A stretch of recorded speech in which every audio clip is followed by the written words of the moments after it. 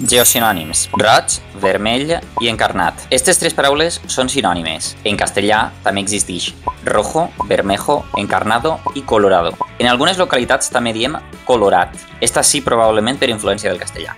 En fosc tenim vermell i en claret tenim roig, encara que al sud del País Valencià tenim encarnat i podem trobar puntualment colorat. Roig, en llatí, prové de rubeu i vermell prové de vermiculum. Vermiculum, en realitat, vol dir cuc, perquè cuc en la nostra llengua té com a sinònim verm. Podem trobar-ho documentat a la Catalunya Nord. Així com en francès es diu ver, que ve també de vermiculum.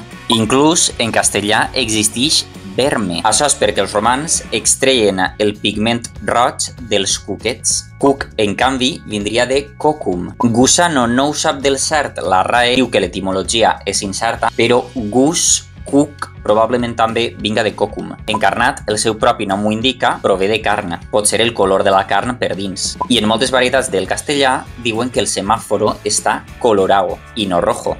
Aquells que diuen vermell també utilitzen roig, ja siga per al monyo, jo sóc una persona roja o rosa, i també utilitzen per a la terra, un color roig groguenc amarronat.